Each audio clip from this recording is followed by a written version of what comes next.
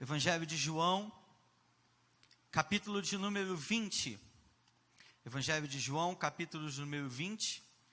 Vamos ler apenas o versículo de número 10. João, capítulo 20, verso de número 10. Amém? Todos acharam? Amém? Então vamos lá. E os discípulos voltaram outra vez para casa. Vamos ler juntos?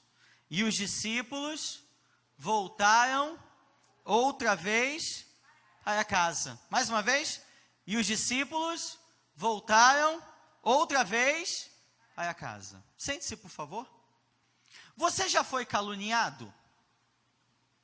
Quantos aqui já foram caluniados? Todo mundo. Quantos já falaram mal de você sem você merecer? Todo mundo. Eu também já fui caluniado muitas vezes. Muitas vezes. Mas a calúnia que mais dói é quando dizem que eu não sei jogar futebol. É uma calúnia, é impressionante. Eu sou a arma secreta do time dos jovens dessa igreja. Sou tão secreto que nem jogo. Mas eu fui muito caluniado ao longo da minha vida.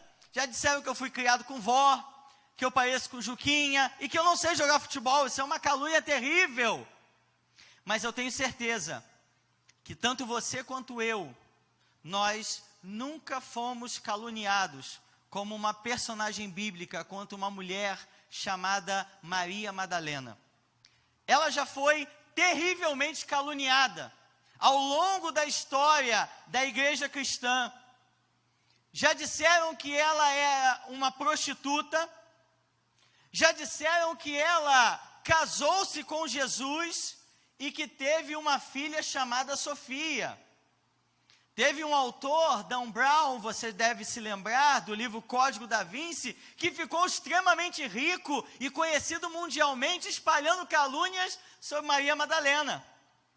Mas a Bíblia não diz nada disso. A Bíblia não diz que ela era uma prostituta antes de conhecer o Senhor. A Bíblia não diz que ela foi casada com Jesus e que muito menos teve uma filha chamada Sofia. Mas afinal de contas, o que a Bíblia diz a respeito de Maria Madalena? Diz que antes dela conhecer o Senhor, ela tinha ou era possuída por 7 demônios. E que foi liberta pelo Senhor desses 7 demônios. E quando foi liberta, ela passou a servir ao Senhor com todos os seus bens. E passou a seguir a Jesus por onde ele fosse. Por onde Jesus ia, Maria Madalena também estava junto. Onde o ministério de Jesus caminhava, Maria Madalena caminhava também junto e foi uma das discípulas mais fiéis do Senhor. No ministério de Jesus, que durou aproximadamente 3 anos e meio. Por 3 vezes, Jesus disse ao longo desses 3 anos e meio, que ele morreria e que ele ressuscitaria ao 3º dia.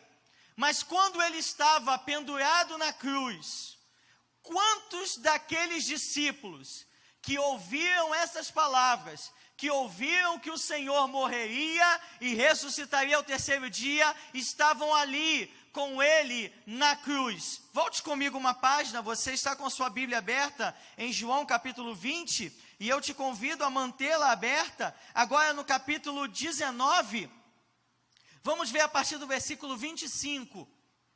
E junto à cruz estavam a mãe de Jesus, a irmã dela, Maria, mulher de Clopas, e Maria Madalena. Vendo Jesus a sua mãe, e junto dela o discípulo amado, disse: mulher, eis aí o teu filho. E depois disse ao discípulo: eis aí a sua mãe. Dessa hora em diante, o discípulo a tomou para casa. Então, a despeito de Jesus ter falado durante 3 vezes ao longo do seu ministério para os seus discípulos que ele morreria e ressuscitaria, quando ele estava na cruz, apenas um discípulo estava ali perto, E mais ainda do que aquele discípulo, havia 4 mulheres. Dentre elas, Maria Madalena. Maria Madalena estava lá, vendo os últimos momentos do Senhor. João estava lá também.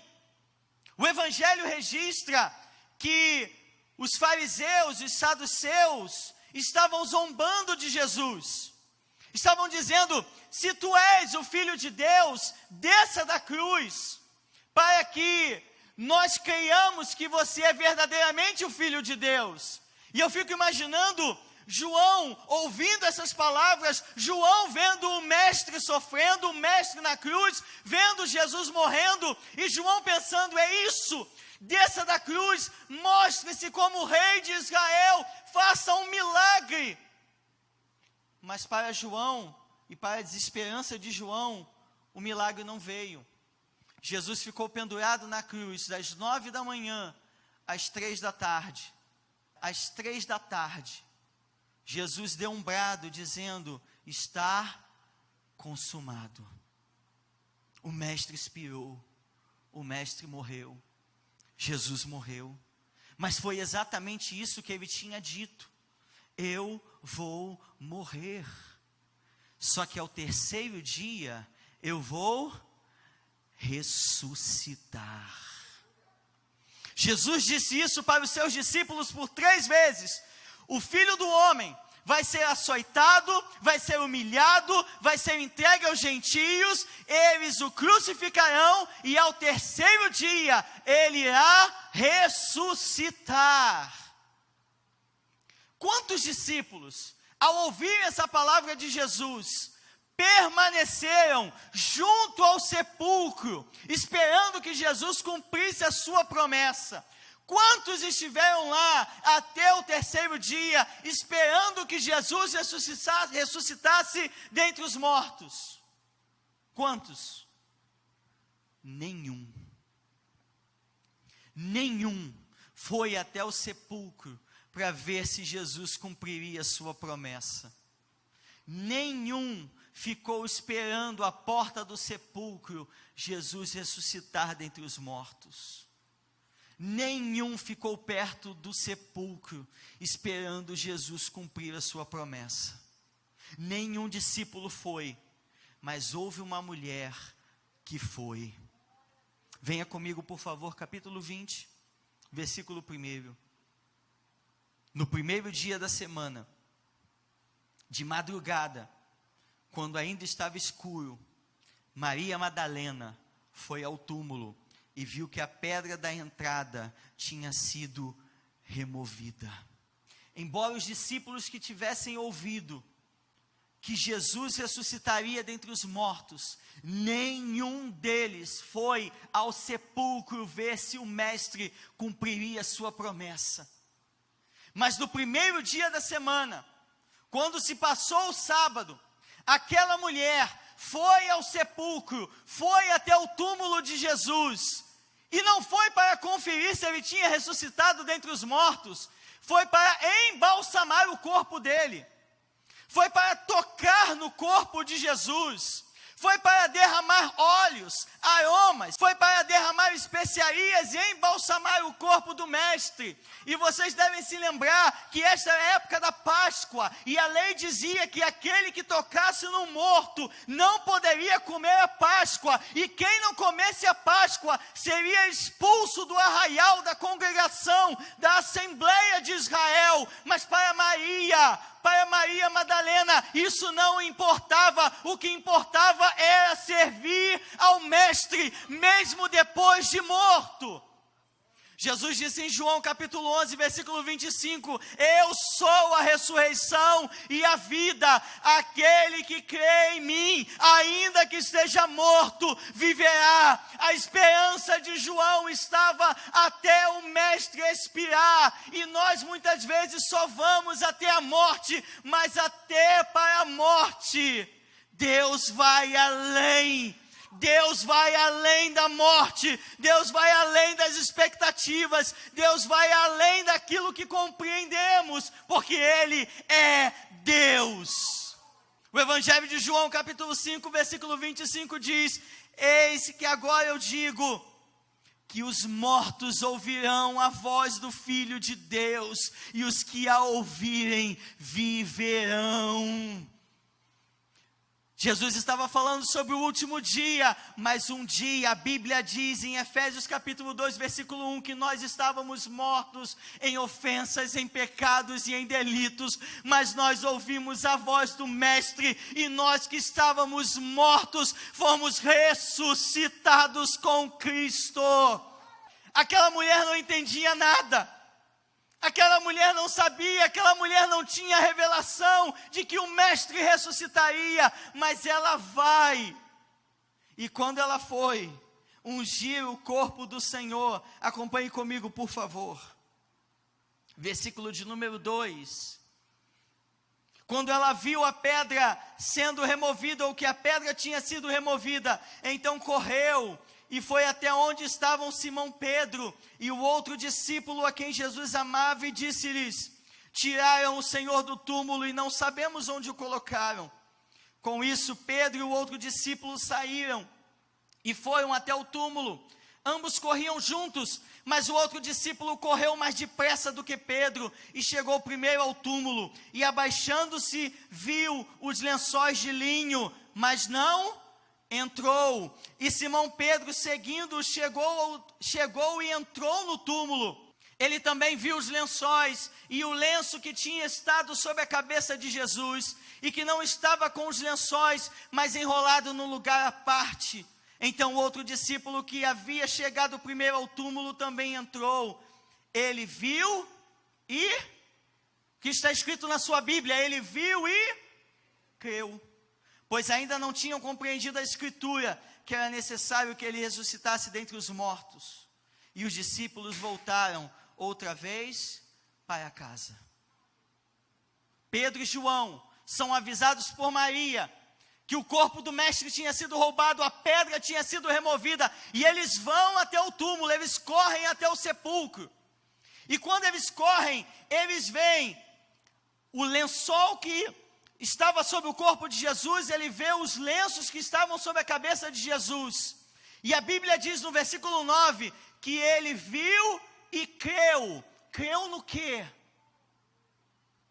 Creu no quê? Creu que Jesus tinha sido ressuscitado. Obrigado, amado. Se fosse você e eu, no lugar de Pedro e João, o que nós faríamos? O Mestre ressuscitou. Vamos procurá-lo aqui no jardim, vamos procurá-lo na cidade, vamos procurá-lo onde nós costumeiramente encontrávamos. Mas eles não fizeram nada disso. Eles viram, creram, e o versículo 10 diz que eles voltaram para casa. É isso que muitas vezes nós fazemos. Nós vemos, nós cremos e voltamos para casa. Não agimos de acordo com aquilo que cremos. Nós estamos findando o ano de 2018 e o Espírito Santo está nos convidando a fazermos diferente em 2019, a agirmos de acordo com aquilo que cremos, a fazermos aquilo de acordo com o que cremos. Porque quando um desafio é lançado, quando um desafio de fé é lançado, nós levantamos a nossa mão. Quantos de nós, se eu falar aqui, quantos creem que 2019 vai ser melhor do que 2018? Quantos creem que em 2019 você vai prosperar, a sua família será salva, você terá mais intimidade com o Senhor, Deus vai agir na tua vida, Deus vai agir na tua casa, Deus vai agir na tua família? Com certeza todos levantariam a mão, mas o que Deus está nos falando nessa noite, nessa tarde precisamos agir de acordo com aquilo que cremos. Ação e crença precisam caminhar lado a lado, porque se não agirmos de acordo com aquilo que dizemos que cremos, não cremos. Os discípulos voltaram para casa, mas veja comigo no versículo 11, Maria, no entanto, permanecia junto ao túmulo, chorando. Aqueles discípulos foram para casa, Mas aquela mulher foi a única que permaneceu à entrada do sepulcro chorando. Aquela mulher foi a única que permaneceu no lugar em que ninguém queria permanecer. O que Deus está nos falando nessa noite é: se quisermos ter um 2019 melhor do que 2018, Deus está falando especificamente com pessoas nessa noite: permaneça onde ninguém quer permanecer. Faça coisas que ninguém quer fazer. Haja de acordo com aquilo que ninguém quer agir. Persevere no lugar onde ninguém quer perseverar. Ela não estava entendendo nada. Ela pensava que o corpo do seu mestre tinha sido roubado. Ela não sabia que Jesus tinha sido ressuscitado. Mas mesmo assim, ela permaneceu. O que o Espírito Santo está nos falando: muitas vezes nós não entendemos como Deus faz. Nós muitas vezes não entendemos como Deus age. E queremos recuar, queremos retroceder, queremos voltar para casa. Mas Deus está nos falando nessa noite: permaneça, ainda que você não entenda, permaneça. E porque ela permaneceu, ainda no versículo 11, acompanhe comigo, por favor. Enquanto chorava, abaixou-se, olhou para dentro do túmulo. Ela fez a mesma coisa que os 2 discípulos tinham feito, mas eles viram lençóis e panos. Eles viam o natural. Mas aquela mulher que permanece onde ninguém quer permanecer, ela se abaixa, olha e ela vai ver o sobrenatural. E eu quero ministrar uma palavra sobre a tua vida. Deus está falando com pessoas aqui nessa noite. Se você permanecer onde ninguém quer permanecer, você vai enxergar o sobrenatural. Ainda que os outros enxerguem aquilo que é natural, Deus vai abrir os seus olhos e você vai enxergar o sobrenatural. Enquanto chorava, abaixou-se, olhou para dentro do túmulo e viu que 2 anjos vestidos de branco, sentados onde o corpo de Jesus tinha sido colocado, um à cabeceira e o outro aos pés. Na nossa mente, talvez isso não signifique muita coisa, ver 2 anjos onde Jesus tinha sido colocado, um à cabeceira e outro aos pés. Mas eu quero convidar 2 amigos meus, por favor, venham cá, deixa eu dividir minha oferta com vocês. Cada um do meu lado, por favor. Isso, aqui Jesus estava morto, ok? Esse é o anjo que está anjo da cabeceira, por favor. Anjo dos pés, abaixe-se, por favor, abaixe-se. Isso, um de frente para o outro. Talvez isso não te diga nada, mas quando aquela mulher olhou, ela entendeu o que estava vendo. Ela estava vendo isso. Ela estava vendo a Arca da Aliança. Ela estava vendo os 2 querubins sobre o propiciatório. Ela estava vendo o sacrifício perfeito. Pode levantar, não vou fazer essa maldade com vocês não. O sumo sacerdote entrava no Santo dos Santos uma vez por ano e oferecia o sangue de sacrifício entre os querubins. Aquela mulher estava vendo o lugar da glória, não é mais no Santo dos Santos, no Templo de Jerusalém. O lugar da glória é no sepulcro. O lugar da glória de Deus é a cruz. A Arca da Aliança representava a glória de Deus. Quando Moisés recebeu a ordem do Senhor para construir a Arca da Aliança, a Bíblia diz que o Senhor, ele vinha falar sobre o propiciatório com Moisés. A glória de Deus permanecia. Em 1 Samuel capítulo 4, quando a arca é roubada pelos filisteus, o sumo sacerdote diz: Icabode, a glória de Deus foi roubada. A arca representava a glória de Deus.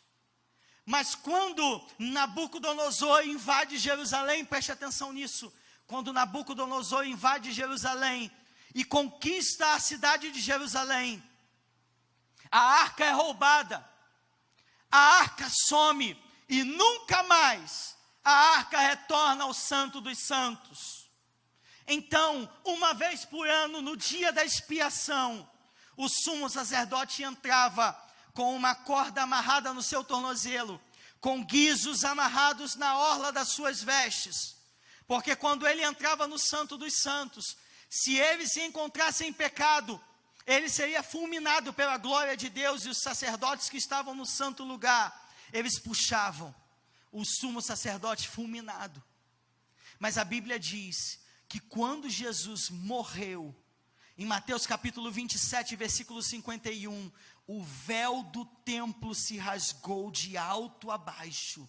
O véu do templo que separava o santo dos santos do lugar santo.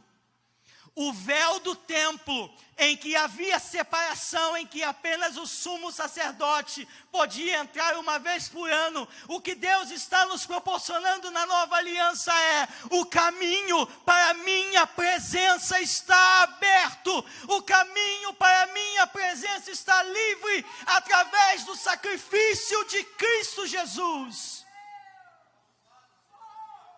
Mas imagine algo. Eu te disse que a Arca da Aliança foi roubada em 586 a.C. Você imagina o sumo sacerdote todo ano, no dia da expiação, oferecendo sacrifício, e não tinha arca? Ele ia oferecer sacrifício, mas não tinha arca. Ele ia oferecer sacrifício, mas não tinha glória. Ele ia oferecer sacrifício, mas não tinha poder, não tinha presença, não tinha unção. O que Deus está nos falando nessa noite? Precisamos ter glória, precisamos ter presença, precisamos ter unção, e não há outro meio de buscarmos a glória, a presença e a unção, se não for perseverarmos e olharmos para o sacrifício de Jesus. Eu sei que ao longo de 2018, você teve muitos motivos para olhar para outros lugares, para olhar para outras direções, mas nesse penúltimo dia do ano, o Espírito Santo está te convidando: olhe para a cruz, olhe para a glória, olhe para o sacrifício, olhe para o sangue derramado, olhe para o poder de Deus, porque Ele é o nosso refúgio e a nossa fortaleza, socorro bem presente na hora da angústia. Aquela mulher viu a glória de Deus, e aquela mulher viu mais. Versículo de número 14. Depois de dizer isso, ela se virou para trás e viu quem? Viu quem, meus queridos? Viu Jesus em pé, mas não reconheceu que era Jesus. Jesus lhe perguntou: mulher, por que você está chorando? A quem você procura? Ela, supondo que fosse o jardineiro, respondeu: se o Senhor o tirou daqui, diga-me onde o colocou, e eu o levarei. Jesus disse: Maria. E ela, voltando-se, lhe disse em hebraico: Rabone. Rabone quer dizer mestre. Porque ela perseverou, porque ela permaneceu onde ninguém queria permanecer. Ela viu Jesus, ela viu o que todos queriam ver, porque permaneceu onde ninguém queria estar. Aqui é um segredo. Você quer ver aquilo que todos querem ver? Permaneça onde ninguém quer permanecer. Se você quer ver na tua vida aquilo que todos querem ver nas suas vidas, permaneça no lugar onde ninguém quer permanecer. Esteja no lugar onde ninguém quer estar, porque todos querem bênção, todos querem prosperidade, todos querem unção, mas ninguém quer permanecer, ninguém quer pagar o preço para ter aquilo que Deus tem para nós. Muitos permanecem por um tempo, mas quando Deus não faz, quando Deus não age, ou quando eu acho que o tempo já passou de Deus agir, eu começo a fazer, eu começo a me intrometer, eu começo a agir, e quando eu ajo, Deus tira a sua mão.